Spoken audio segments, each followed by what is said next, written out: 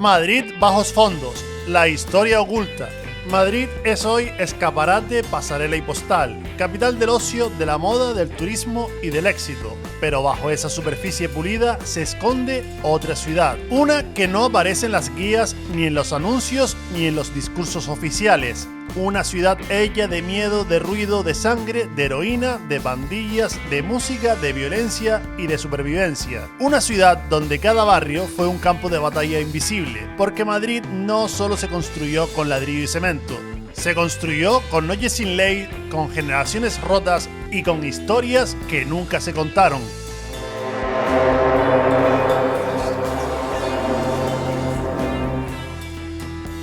Esta trilogía recorre el Madrid que no sale en los libros, desde la miseria de los 70 y la explosión a los 80, pasando por la heroína, las tribus urbanas, el hip hop, las pandillas, el crimen organizado y la mutación hacia el siglo XXI. Una historia de barrios, de calle, de identidad y de poder, de cómo una ciudad que parecía indestructible se desangró, se transformó y volvió a levantarse. Hoy comenzaremos en los castizos y duros años 60, en plena dictadura franquista, y llegaremos hasta los inicios de la movida madrileña, en los comienzos de la democracia española. Y prometo que va a ser un viaje increíble por el Madrid más oculto y desconocido. Soy Rorschach, narrando desde los bajos fondos. Al final del vídeo, si te ha gustado este viaje a través del asfalto, espero ganarme tu like y tu suscripción, porque en el próximo capítulo te haré una oferta que no podrás rechazar. Nuestra historia de hoy comienza en los años 60, cuando Madrid era una ciudad al borde de la ruptura. La dictadura franquista mantenía el orden a golpe de miedo, pero bajo la superficie hervían cambios sociales inmensos. Oleadas de inmigrantes provenientes del campo, sobre todo de Andalucía, Extremadura y Castilla, llegaban a la capital en busca de oportunidades, disparando la población desde alrededor de 1,8 millones en 1950 a casi 2,4 a principios de los 60. Para alojar a tantos recién llegados, en la periferia brotaron barrios obreros construidos a toda prisa. Vallecas, Villaverde, Carabanchel, Horcasitas, Entrevías, San Blas eran polígonos de viviendas humildes, muchas sin agua corriente ni alumbrado, rodeados de descampados. En zonas como el Pozo del Tío Raimundo,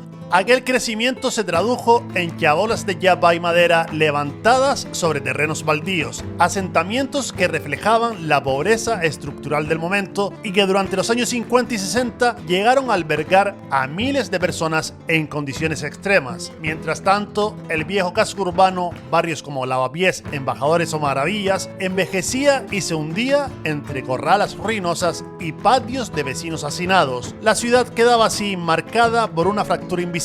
Un Madrid joven, obrero y periférico frente a un centro histórico más pudiente. Una división social sin líneas en los planos, pero palpable en la vida cotidiana. Y al oeste, como una frontera física y simbólica, la Casa de Campo permanecía durante décadas como un inmenso territorio oscuro y aislado del desarrollo urbano. Un espacio suspendido entre la ciudad y sus márgenes. Preámbulo silencioso del submundo que terminaría emergiendo en las décadas siguientes. En el sur de la ciudad se alzaba imponente la cárcel de Carabanchel, el monstruo de piedra, inaugurado en 1944 para encerrar tanto a presos políticos como comunes, en definitiva, a cualquiera que incomodase al régimen. Sus muros grises y torres de vigilancia proyectaban una larga sombra de represión sobre los distritos obreros del entorno. Carabanchel no tardó en convertirse en un símbolo del miedo franquista, un recordatorio constante de que la disidencia se pagaba con la cárcel. Muchos jóvenes de barrios humildes crecieron en los castizos años 60, viendo aquella mole en el horizonte como un recordatorio de lo que pasaba a aquellos que jugaban con fuego, y sintiendo que la justicia era diferente para ricos y pobres. Aquí es donde se empezarían a forjar los primeros mitos de los barrios bajos madrileños. En las calles empezaban a sonar los nombres de algunos personajes de los bajos fondos, y entre ellos destaca el nombre de una pandilla urbana cuando aún la ciudad no estaba preparada para ellas. Y esa era la temida pandilla de los Ojos Negros. Aquella banda juvenil, activa hasta 1963, se ganó la fama de violenta. Eran chavales de un barrio dispuesto a pelear con navajas por respeto o por territorio, en una época en que la miseria y la falta de futuro empujaban a muchos a la delincuencia común. Historias como la suya anunciaban la emergencia de un submundo juvenil en Madrid al margen de la ley. A esta temida pandilla perteneció el conocido José Luis Dum Dum Pacheco, un muchacho de origen humilde que sería más tarde campeón de boxeo, el cual contó en una entrevista que los Ojos Negros éramos tan duros que hasta ETA nos tenía miedo. Pero los Ojos Negros no serían la única pandilla temida en esos sórdidos y castizos finales de los años 60.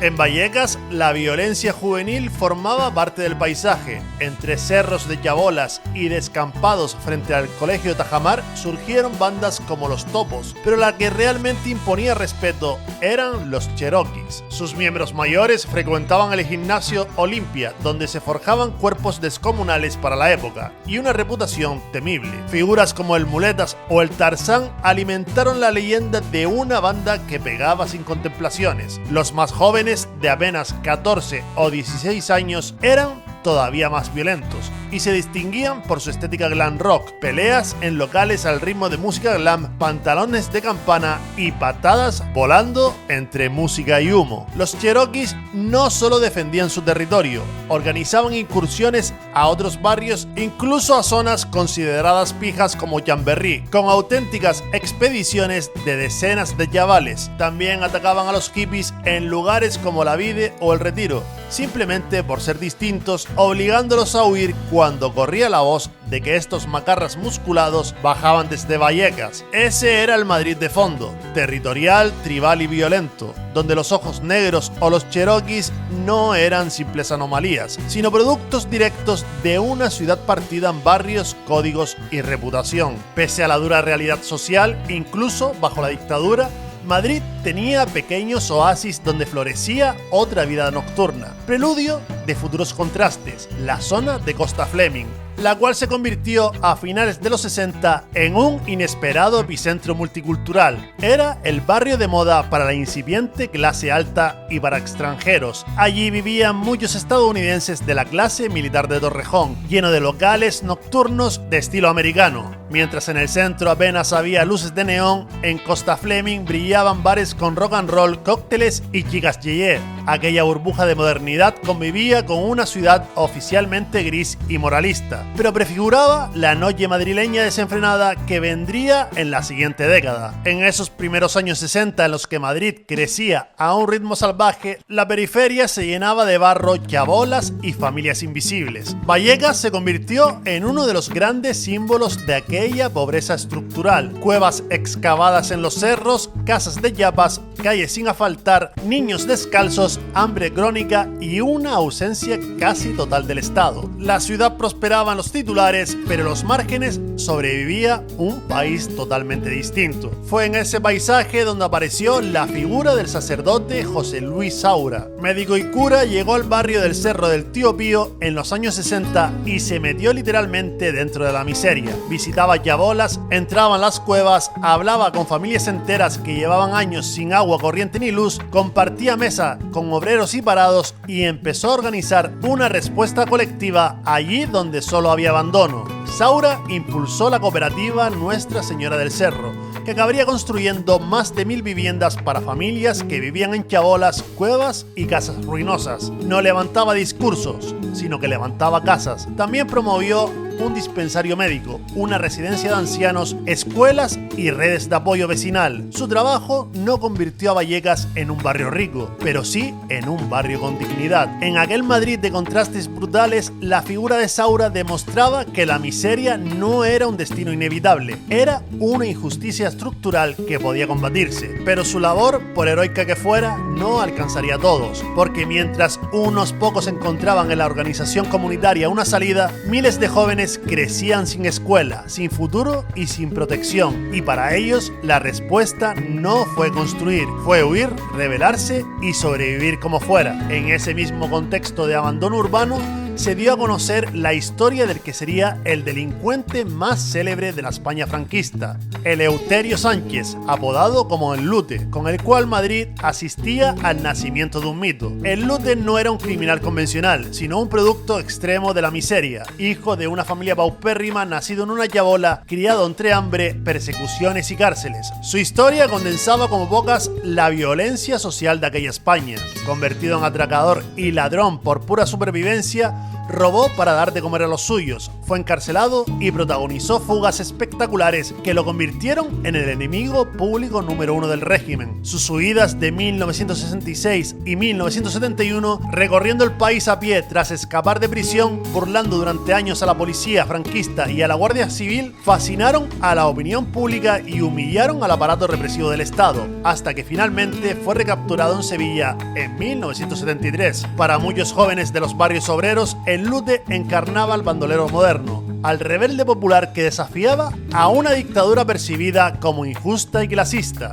Él mismo lo explicó con una lucidez demoledora en sus memorias cuando escribió: acuso al régimen que permite que se condene a 3 años de cárcel el robo de una gallina que se roba para comer, no para morirse. Su lema autobiográfico, Camina o revienta, no era una metáfora literaria, sino una sentencia vital. Vivir significaba avanzar, aunque el camino estuviera sembrado de golpes, cárceles, hambre y persecuciones. Este lema resumiría la determinación desesperada de toda una generación de marginados que creció sabiendo que el sistema no ofrecía segundas oportunidades. Finalmente capturado, Eleuterio aprendió a leer y a escribir en prisión, estudió Derecho entre rejas y tras su liberación logró reinsertarse como abogado, pero su leyenda ya estaba escrita. Para la España de los 70, el Lute quedó fijado como un símbolo de una época en que la delincuencia no podía separarse de la injusticia social y donde huir de la miseria muchas veces era el único acto posible de rebeldía. Durante la primera mitad de los años 70, la dictadura agonizante de Franco seguía reprimiendo cualquier atisbo de disidencia, pero bajo la superficie la ebullición social era imparable. En los barrios obreros, las duras condiciones de vida continuaban alimentando la pequeña delincuencia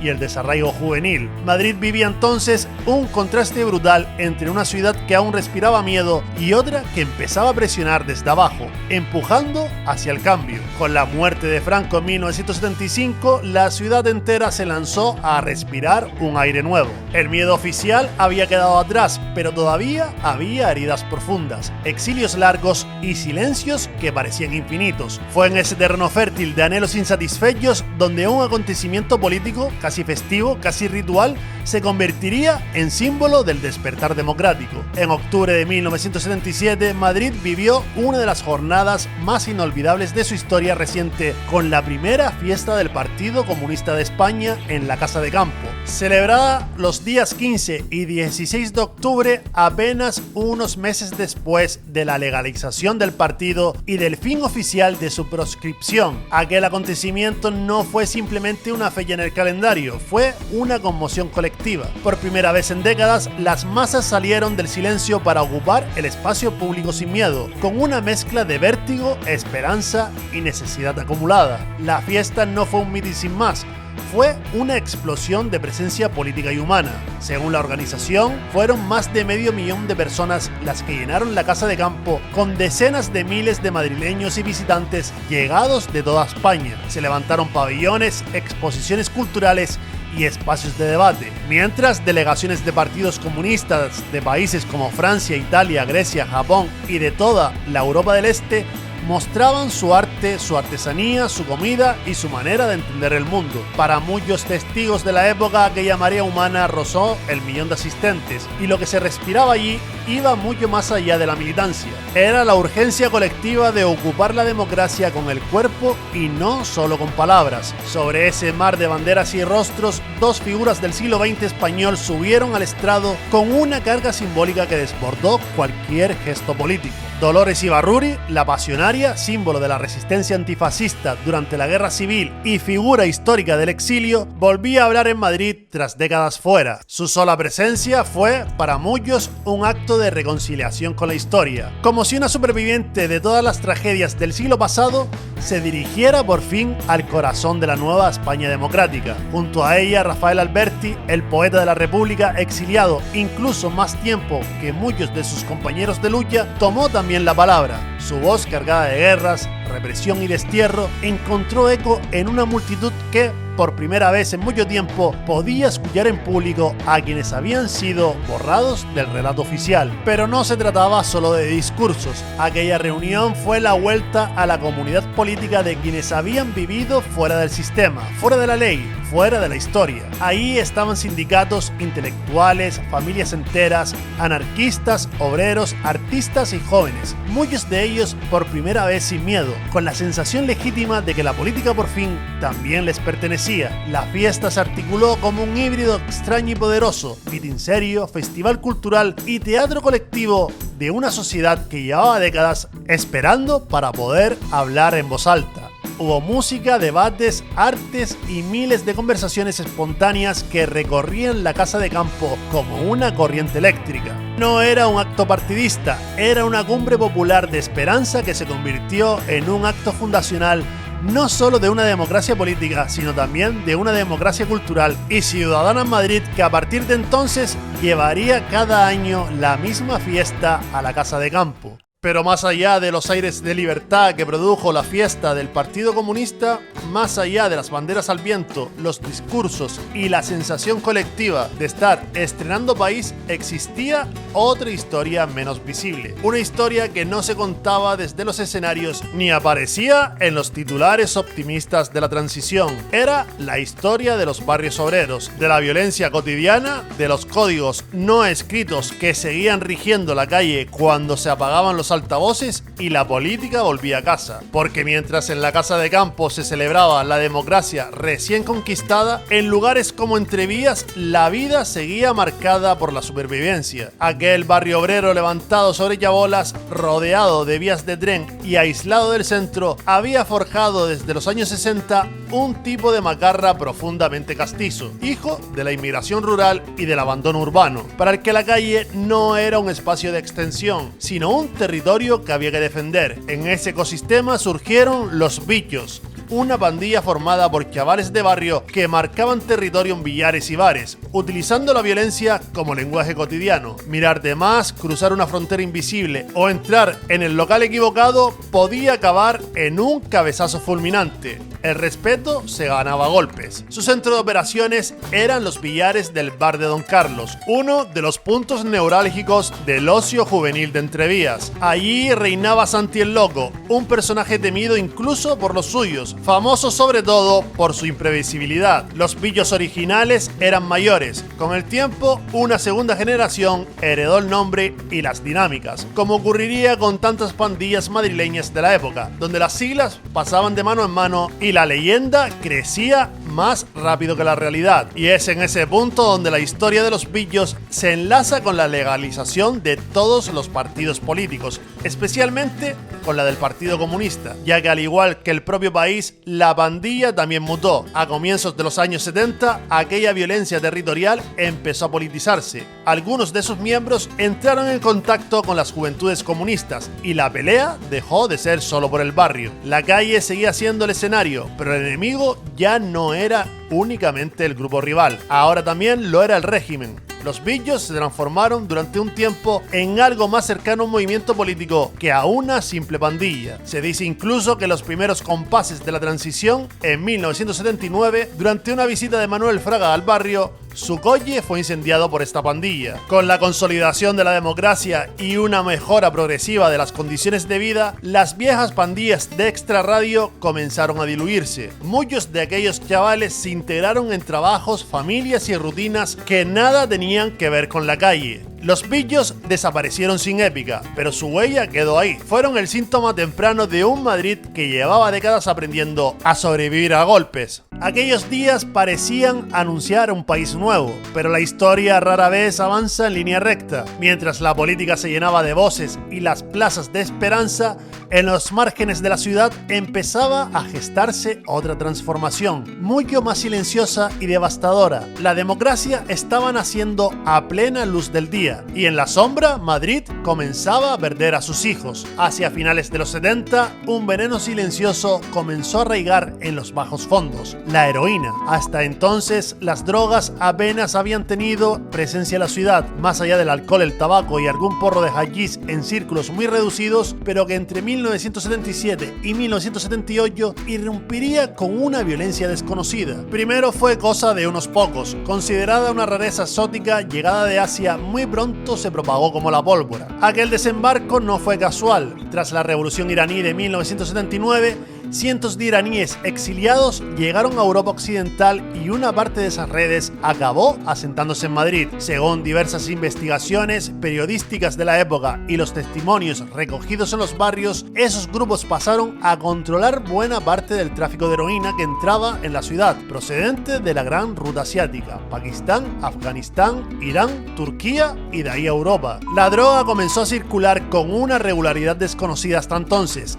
y el mercado se profesionalizó de golpe. Barrios como Malasaña, Lavapiés, Vallecas, Horcasitas, Villaverde o Entrevías empezaron a notar el impacto. La heroína dejó de ser una sustancia marginal para convertirse en una presencia cotidiana. Las plazas, los bares, los portales y los parques comenzaron a llenarse de yonkis, de camellos y de chavales que en cuestión de meses pasaban de las primeras caladas al enganche total. La ciudad, que acababa de conquistar libertades políticas, empezaba a perder una generación entera en sus propias calles. Como recordaría años después un veterano del barrio de Entrevías, en Madrid había muy poca droga, aquí la metieron de golpe, mayo, y mutilaron a toda la juventud. El impacto fue devastador. A comienzos de los 80 la heroína ya no distinguía clases sociales. Abogados, médicos, estudiantes, obreros y parados compartían el mismo destino cuando caían en las redes del polvo blanco. La delincuencia de repente se disparó. Los atracos, los robos de coches, los tirones y las reyertas se convirtieron en el paisaje habitual de una ciudad que empezaba a resquebrajarse desde dentro. La noche madrileña, que había sido símbolo de libertad tras la dictadura, se convirtió también en escenario de autodestrucción, y bajo este nuevo azote, en ese caldo de miseria, abandono, droga y violencia, aparecería un nuevo tipo de delincuente: el kinky ochentero, hijo directo de aquella herida abierta en la ciudad. Uno de los primeros nombres que sacudió a la ciudad bajo este adjetivo fue el de Juan Joaquín Sánchez Fruto, apodado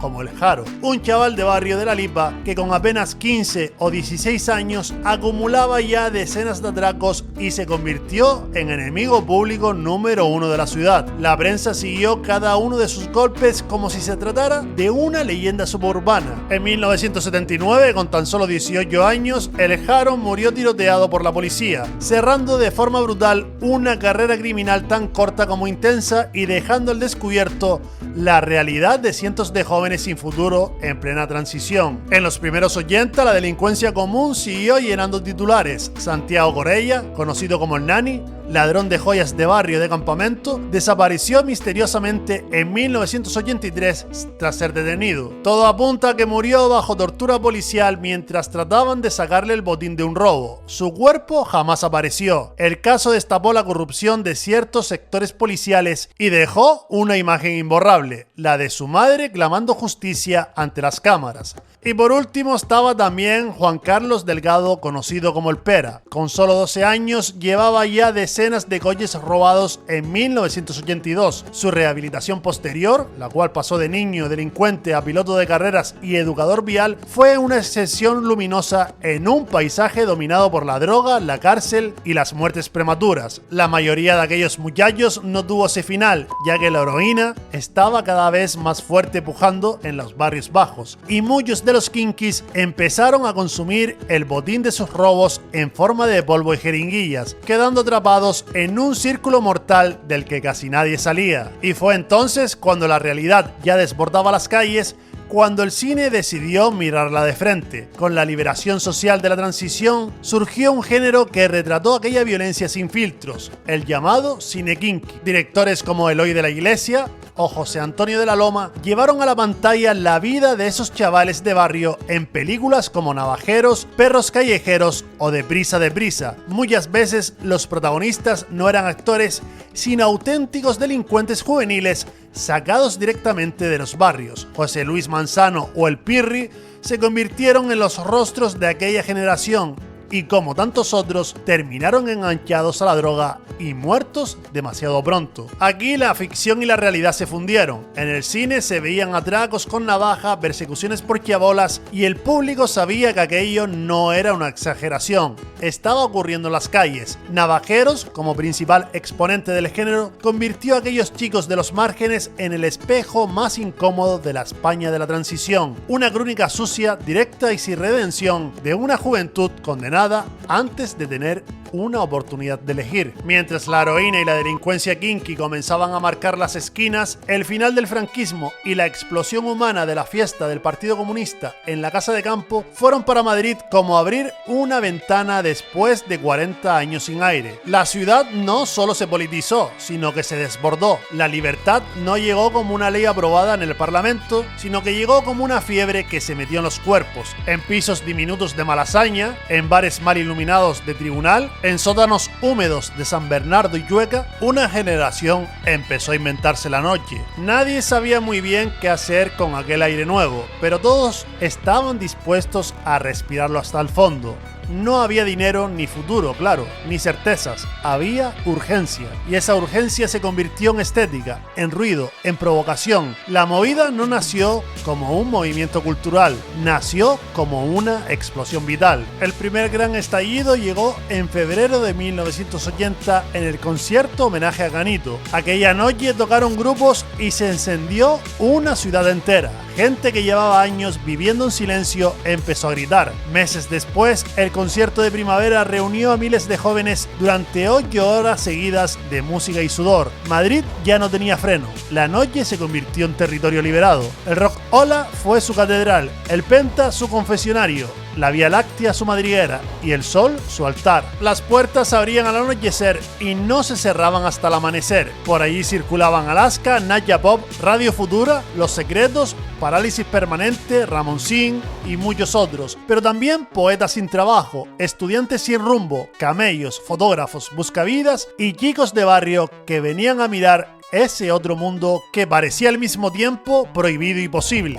No era solo música, era una forma de existir. La moda se volvió declaración de guerra. Cuero, látex, maquillaje, hombreras, pelos imposibles, botas militares, brillantina. El punk y el glam se mezclaban en los mismos cuerpos que ayer llevaban camisa gris. Nadie quería parecerse a sus padres, nadie quería parecer normal. Madrid empezó a fotografiarse a sí misma. Las cámaras de Alberto García Lix, Ouka Lili y Miguel Trillo congelaron miradas insomnes, piel herida, belleza frágil. No retrataban famosos, retrataban tribus nocturnas. El cine acompañó la mutación. Almodóvar bajó a la calle con su cámara y filmó lo que nadie se atrevía: travestis, drogadictos, prostitutas, yonkis, chicas perdidas, chicos sin ley. Sus películas no eran fantasía, era Madrid de madrugada. Las canciones se convirtieron en manifiestos. Cuando Olé Olé cantaba No Controles o cuando Alaska y Dinarama gritaban ¿a quién le importa?, no estaban hablando de moda, estaban hablando de sobrevivir siendo uno mismo, en un país que nunca había permitido hacerlo. La movida fue la primera vez que Madrid se miró al espejo sin pedir perdón, pero bajo esa superficie luminosa la ciudad empezaba a agrietarse. Mientras los focos apuntaban a Malasaña, en los barrios obreros la realidad seguía siendo la misma: paro, miseria, delincuencia y droga incipiente. Muchos de los que bailaban de noche no sabían dónde dormir de día. Pero la movida madrileña, hoy envuelta en un halo de nostalgia y romanticismo, también desató una efervescencia juvenil marcada por la necesidad urgente de identidad, de pertenencia y de trazar límites en una ciudad que cambiaba demasiado deprisa. Con la creatividad llegó también la confrontación. La calle se convirtió en un tablero donde cada tribu urbana reclamaba su espacio. Y este es uno de los aspectos menos conocidos y más apasionantes de esta trilogía. En el próximo capítulo nos sumergiremos en ese mapa cultural de ebullición donde pijos, rockers, mods, heavies, punks y skinheads libraron auténticas batallas por el control territorial de los bajos fondos de Madrid.